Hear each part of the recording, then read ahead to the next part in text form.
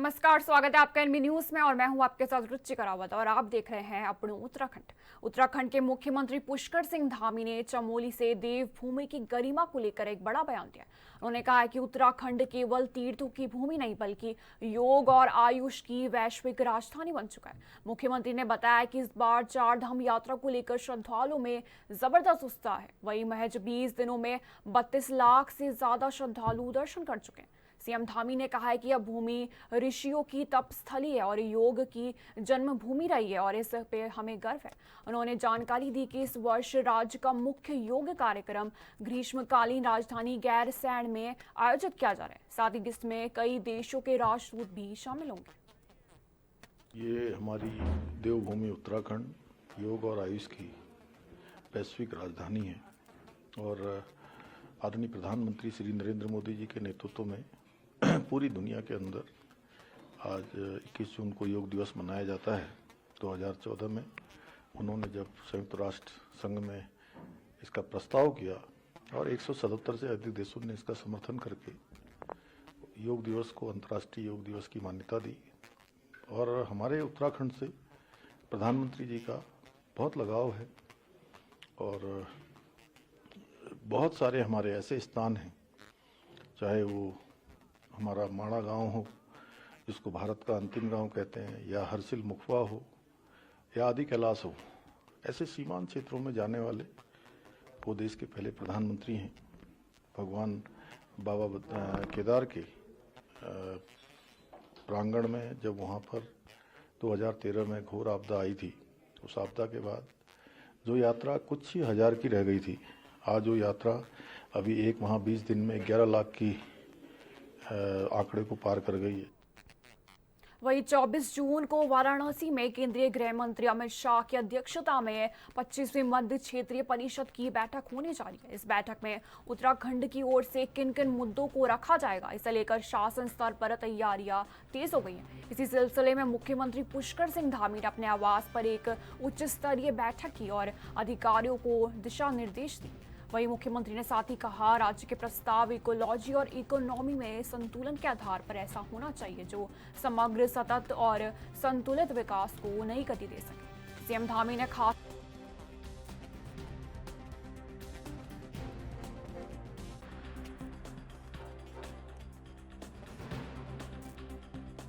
एक प्रस्ताव तैयार किया जाए जो आने वाले समय में उत्तराखंड के विकास की दिशा में तय कर सकेगा।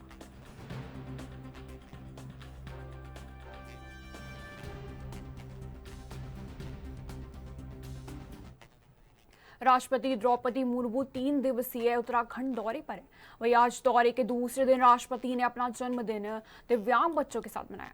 आपको बता दें, राष्ट्रपति ने अपने संबोधन में सभी को धन्यवाद करते हुए NIEPVD छात्रों को शुभकामनाएं दी। साथ ही राष्ट्रपति ने बताया कि पहला मौका नहीं है जब वो अपना जन्मदिन दिव्यांगजनों के साथ मना रही है। इससे पहले 2023 में भी उन्होंने इसी तरह अपना जन्मदिन मनाया था। राष्ट्रपति ने सभी छात्रों को आगे बढ़ने के लिए प्रेरित किया और इस बात पर जोर दिया कि बच्चों को दया की नहीं, सहयोग की आवश्यकता है। वहीं कल राष्ट्रपति योग दिवस पर होने वाले प्रोग्राम में भी शिरकत करेंगे।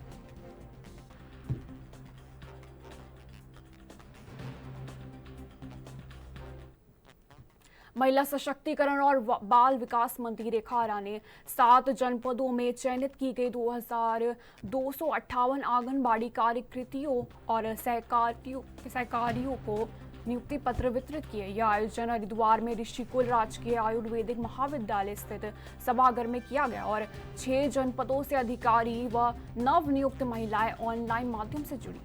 महिला सशक्तिकरण एवं बाल विकास विभाग ने हाल ही में पूरे प्रदेश में 6,330 आंगनबाड़ी सहायिकाओं और 722 आंगनबाड़ी कार्यकर्तियों यानी कुल मिलाकर 7,052 पदों पर भर्ती की है। इस अवसर पर मुख्य अतिथि कैबिनेट मंत्री रेखा आर्या ने कहा कि आंगनबाड़ी कार्यकर्त्री और का पद सिर्फ रोजगार का नहीं बल्कि एक माध्यम है जिससे सेवा का भी एक बड़ा अवसर मिलता है।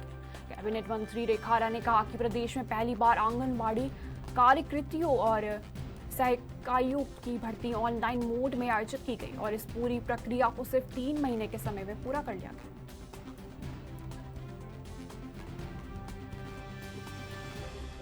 आज जो नियुक्ति आंगनबाड़ी कार्यकर्ती की हों अथवा सहायिकाओं की हों, लगभग 2500 से अधिक नियुक्तियां आज वितरित की गई हैं। आज पिथौरागढ़ में की गई हैं, वहाँ सम्मानित विधायक जी हैं। आज बागेश्वर में की गई, वहाँ पे भी विधायक जी हैं। कहीं पे नगर पालिका के अध्यक्ष हैं। इसके साथ ही हम लोगों ने चमोली की भी की है और इसके साथ ही पिथौरागढ़ की भी हुई है और मैं समझती हूँ चंपावत की भी हुई है। ऐसे 6 जनपदों की और हरिद्वार मिला के 7 जनपदों की जो है लगभग 2500 से अधिक नियुक्ति वितरण का कार्यक्रम हुआ है। सभी जगह जनप्रतिनिधि मौजूद रहे हैं, वर्चुअली जुड़े हुए हैं। मैं समझती हूँ कि आंगनबाड़ी जो हमारी कार्यकर्ती हैं अथवा हमारी सहायिकाएं हैं, वो नव नियुक्ति प्रमाण पत्र प्राप्त करते हुए निश्चित रूप से ऊर्जा से भरी हुई हैं कि वे कल से विभाग में अपनी सेवाएं देंगी, विभाग की योजनाओं को गर्भवती महिला और बच्चों तक पहुंचाने का काम करेंगी, विभाग को मजबूत करने का काम करेंगी। निश्चित रूप से 2047 में विकसित भारत। वहीं उत्तराखंड में होने वाले त्रिस्तरीय पंचायत चुनाव को लेकर कांग्रेस ने अपनी तैयारी पूरी कर ली है। सभी क्षेत्रों के लिए प्रभारी नियुक्त कर दिए गए हैं। साथ ही प्रदेश अध्यक्ष करण माहरा ने कहा है कि कांग्रेस एकजुट होकर चुनाव लड़ेगी और सभी नेता सामूहिक नेतृत्व करेंगे। उन्होंने आरक्षण रोस्टर पर नाराजगी जताते हुए अनियमितताओं का भी आरोप लगाया।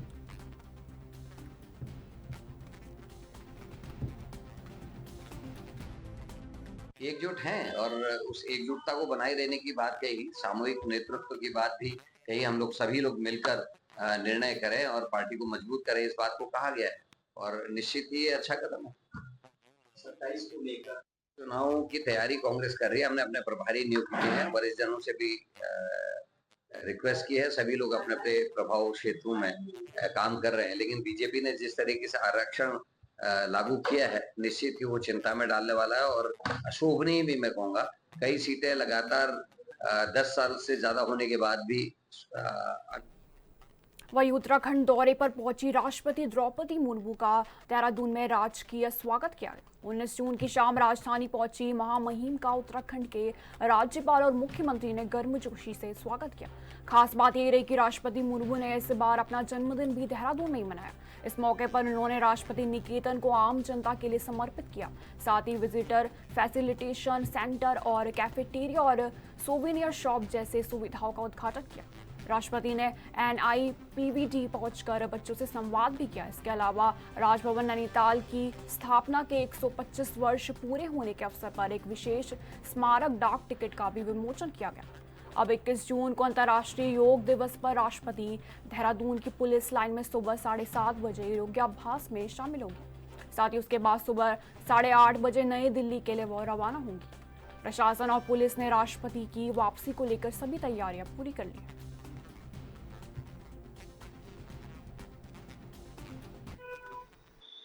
19 जून को शाम उत्तराखंड की राजधानी देहरादून पहुंची राष्ट्रपति द्रौपदी मुर्मू का उत्तराखंड के राज्यपाल एवं मुख्यमंत्री ने जोरदार स्वागत किया। और अगर बात करें, आज राष्ट्रपति द्रौपदी मुर्मू ने राष्ट्रपति निकेतन को आम जनता के लिए समर्पित किया है और राष्ट्रपति द्रौपदी मुर्मू का जन्मदिन भी था। और अगर बात करें तो कहीं ना कहीं पहली बार जो है उन्होंने अपना देहरादून में जन्मदिन मनाया है।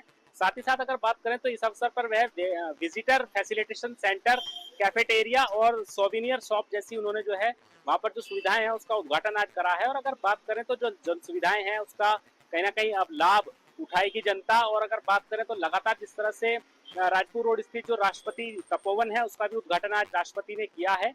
और अगर बात करें वहां पे एक उद्यान भी बना है, उसका उद्घाटन भी राष्ट्रपति ने किया है और 24 जून से जो है उसको खोल दिया जाएगा। और अगर बात करें तो राष्ट्रपति ने आज जो है राष्ट्रीय दृष्टिबाधित संस्थान के छात्राओं से भी संवाद किया है।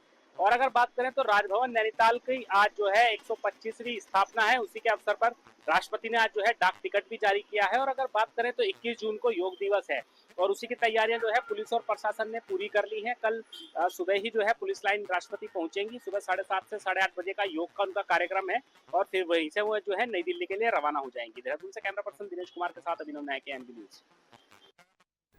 वहीं प्रधानमंत्री मोदी के दौरे के बाद आदि कैलाश को मिली अंतर्राष्ट्रीय पहचान के बाद पर्यटकों की संख्या में लगातार इजाफा हो रहा है। आदि कैलाश तक मार्ग बनने के बाद आदि कैलाश पहुंचने वाले तीर्थयात्रियों और पर्यटकों की संख्या में लगातार बढ़ोतरी हो रही है। साथ ही प्रधानमंत्री मोदी के आने के बाद से आदि कैलाश को अंतर्राष्ट्रीय पर्यटन के रूप में पहचान मिली है। आदि कैलाश जिसे कैलाश के ही बराबर माना जाता है, वही कैलाश मानसरोवर के लिए जहां चीन सरकार के वीजा को आवश्यकता होती है, वही आदि कैलाश के देश में ही होने से मात्र इनर लाइन परमिट की आवश्यकता होती है।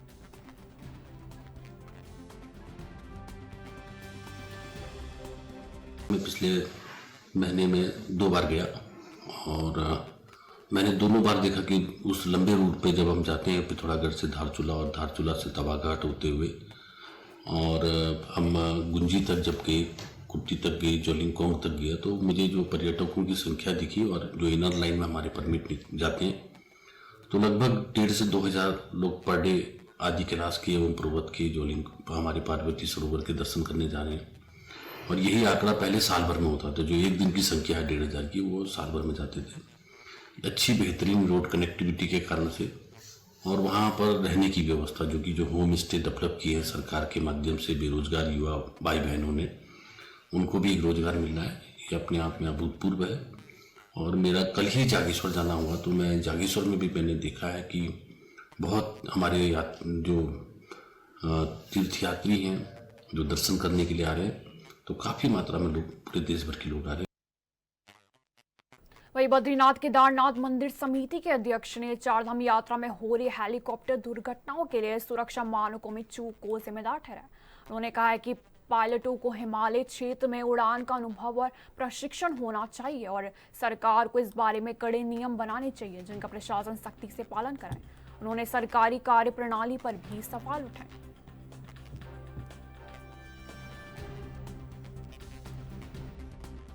देखिए, सरकार ने भी उसमें बहुत कड़े कदम उठाए हैं कि जो सुरक्षा मानक हैं उसकी जो एसओपी जो है कि और सख्त की जानी चाहिए और यात्रियों की सुरक्षा और सेफ्टी और सिक्योरिटी को लेकर जो है कि मैं समझता हूँ कि सभी लोगों को उसमें सहयोग करना चाहिए, चाहे वो तीर्थयात्री हो, चाहे हेली कंपनी हो, जो भी उससे कनेक्टेड हैं।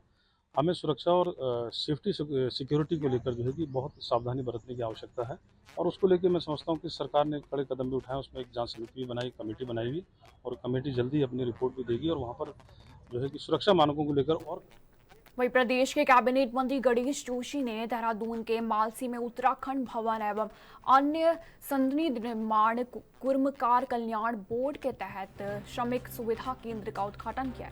अब इस केंद्र के माध्यम से श्रमिकों को बोर्ड द्वारा संचालित विभिन्न योजनाओं का लाभ मिल सकेगा।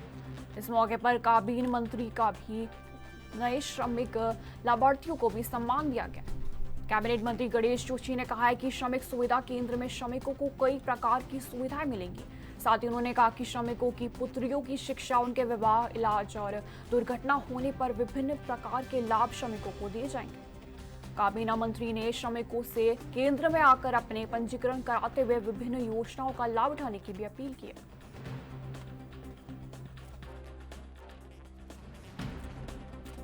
पार्टी जो चिंतन को लेकर काम करती है कि समाज के अंतिम पीढ़ी के अंतिम व्यक्ति तक विकास की याद पड़ती चाहिए, इस दिशा में एक सार्थक कदम है। आज श्रमिक सुविधा केंद्र का शुभारंभ यहाँ पर किया गया है। इसकी श्रमिकों से जुड़ी हुई योजनाएँ हैं, इस केंद्र के माध्यम से जन तक पहुँचेंगी और उनका लाभ मिलेगा। क्योंकि आज सबको देखने में आता है योजनाएँ केंद्र से आती हैं, देश से आती हैं, लेकिन वास्तव में उनका लाभ जिन तक पहुंचना चाहिए था उनको नहीं मिल पाता। और आज केंद्र के माध्यम से, क्योंकि श्रमिक हमारी आत्मा है। वक्त हो गया छोटे से ब्रेक का, फौरन लौटेंगे।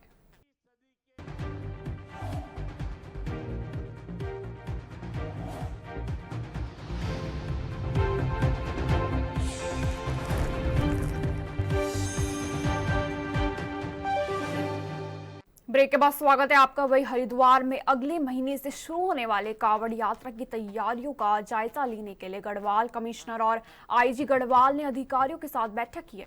बैठक में पेयजल, शौचालय, यातायात और स्वास्थ्य व्यवस्थाओं पर चर्चा की गई। वही कमिश्नर ने बताया कि जल्द ही बजट आवंटित किया जाएगा और शासन स्तर पर भी तैयारियों को लेकर बैठकें होंगी।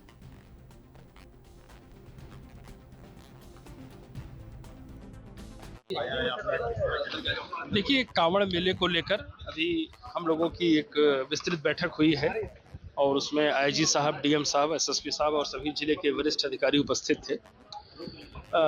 इनिशियली मैं कह सकता हूं कि प्रिपरेशन इन लोगों ने सब कर रखी है।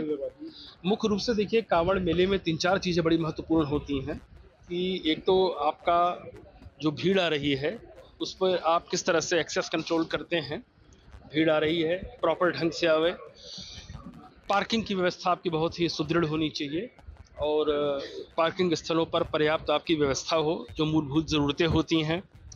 नंबर वही 21 जून को अंतर्राष्ट्रीय योग दिवस मनाया जाएगा, जिसमें सरकार द्वारा अनेकों योग के कार्यक्रम प्रदेश में किए जाएंगे। साथ ही भाजपा ने भी योग दिवस की तैयारियां कर ली हैं। भाजपा के महामंत्री आदित्य कोठारी का कहना है कि योग दिवस के लिए भाजपा मंडल स्तर पर कार्यक्रम करेगी, साथ ही जिसके लिए पूरे रूप से रेखा तैयार की गई है। मंडल स्तर पर सभी कार्यकर्ता और भाजपा के प्रमुख पदाधिकारी उपस्थित रहेंगे। साथ ही सामाजिक हस्तियां और छात्र छात्राओं को भी योग के कार्यक्रम में शामिल करेंगे। एक संदेश जनता को देंगे कि करो योग तो रहोगे निरोग।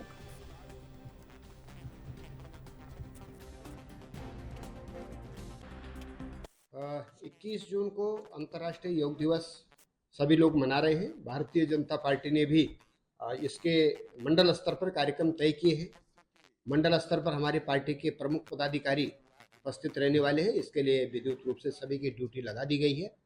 मंडल स्तर के अलावा कुछ महत्वपूर्ण स्थान है, कुछ जाने माने स्थान है, उन पर भी पार्टी के कार्यकर्ताओं के द्वारा योग करने का कार्यक्रम आयोजित किया गया है।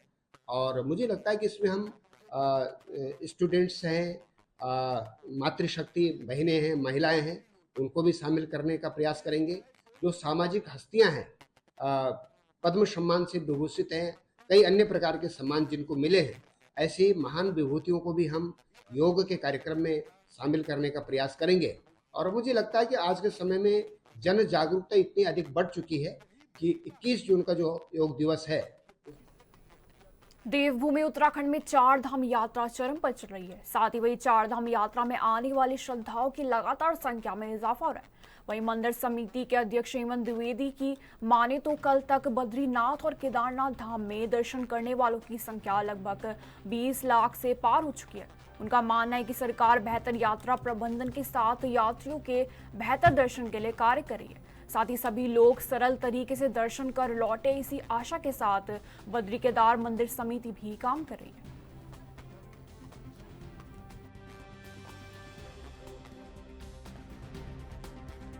देखिए, 2 तारीख को जो है कि कपाट श्री केदारनाथ जी के कपाट खुले थे और 4 तारीख को श्री बद्रीनाथ जी के कपाट खुले थे। और 2 तारीख से लेकर और कल तक, आज सुबह तक लगभग जो है कि दोनों धामों में जो है कि हमारे 20 लाख तीर्थयात्री जो है कि यहाँ पर इस समय दर्शन कर चुके हैं और लगभग 40 लाख लोगों ने जो है कि पंजीकरण कराया हुआ है। इस समय जो है कि तीर्थ यात्रा को लेकर पूरी तरह से शासन प्रशासन, बद्री केदार मंदिर समिति पूरे अलर्ट मोड पर है। जो आपदा कंट्रोल है, आपदा प्रबंधन है, आपदा प्रबंधन के कंट्रोल रूम पूरी तरह से, यातायात व्यवस्था हो चाहे चिकित्सा व्यवस्था हो, और जिसके लिए हम संकल्पबद्ध हैं कि सभी यात्रियों को जो है कि सुगम सरल दर्शनों की हम व्यवस्था कराएं। सभी यात्री जो वहाँ पर आ रहे हैं सुगमता के साथ में, सरलता के साथ में वहाँ पर जो है कि दर्शन करके, सुरक्षित दर्शन करके जो है वहाँ से। वहीं प्रदेश में लगातार महिलाओं के ऊपर बढ़ रहे अत्याचार, दुष्कर्म और यौन उत्पीड़न की घटनाओं को लेकर सरकार तमाम दावे करती है कि महिलाएं सशक्त हो रही हैं, महिलाओं के प्रति सरकार गंभीर है। लेकिन वहीं दूसरी तरफ मुख्य विपक्ष की पार्टी कांग्रेस ने इन सब दावों को झूठा बताया। महिला कांग्रेस की प्रदेश अध्यक्ष ज्योति रौतेला ने कहा है कि सरकार जो बात करती है वह सिर्फ दिखावा है। साथ ही कहा कि जिस तरीके से भाजपा सरकार में महिलाओं के ऊपर अपराधों में बढ़ोतरी हुई है, ऐसा पहले कभी नहीं देखा गया। उन्होंने यह भी कहा कि जिस तरीके से जो NCRB की जो रिपोर्ट है उसके मुताबिक हिमालयी राज्य में उत्तराखंड पहले पायदान पर है। महिला अपराधों में ऐसे में स्थिति को बेहतर समझा जा सकता है कि सरकार की बड़ी बड़ी बातें और दावों में कोई सच्चाई नहीं है।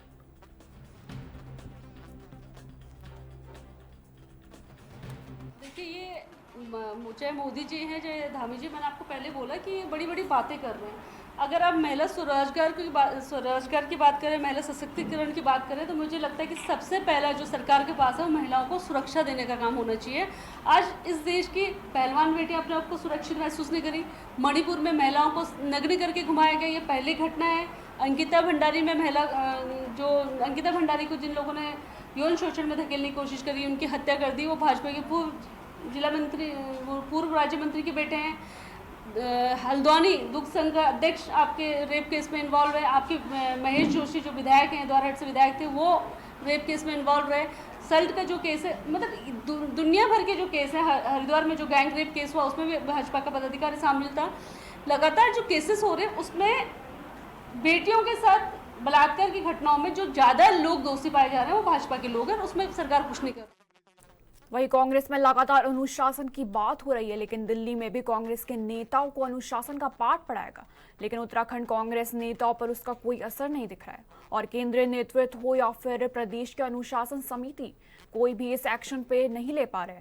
कांग्रेस के वरिष्ठ नेता हरीश रावत हो या फिर हरक सिंह रावत हो, विधायक हरीश धामी हो या फिर विधायक तिलक राज बेहट, या फिर विधायक मयूख महर हो या फिर कांग्रेस नेता हरेंद्र सिंह लाडी हो, किसी ने भी एक दूसरे पर आरोप लगाने में कोई कसर नहीं छोड़ी है, जिससे साफ जाहिर होता है कि उत्तराखंड कांग्रेस के नेता केंद्रीय नेतृत्व के नियंत्रण से पूरी तरह बाहर है। इसको लेकर जब कांग्रेस के प्रदेश के अनुशासन समिति की अध्यक्ष नव प्रभात से पूछा गया तो उन्होंने भी पल्ला झाड़ते हुए दिखाया कि उन्होंने कहा कि प्रदेश की कांग्रेस अनुशासन समिति का एक दायरा है और एक स्तर से ऊपर के जो लीडर है उनके मामले में AICC की ही फैसला लेती है।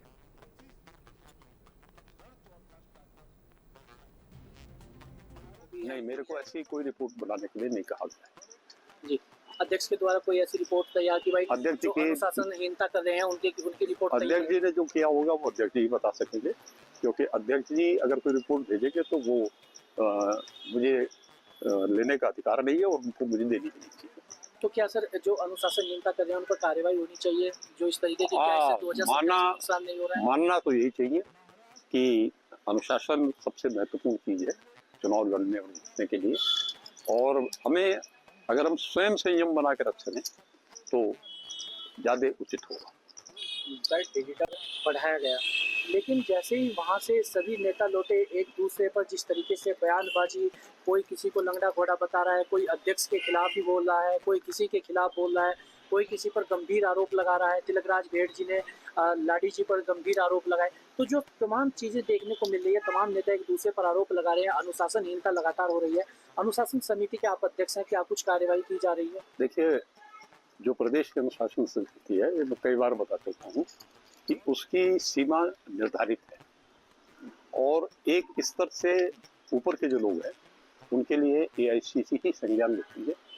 और माननीय अध्यक्ष जी जो हमारे राष्ट्रीय अध्यक्ष हैं और हमारे नेता राहुल गांधी जी और वेणुगोपाल जी लोगों को अपनी बात कह चुके हैं। उसके आगे अगर वो कोई इस किस्म की हरकत करते हैं तो निश्चित रूप से आएगा। फिलहाल मेरे साथ इस बुलेटिन में इतना ही। बने रहिए NB न्यूज़ नेशनल के साथ। नमस्कार।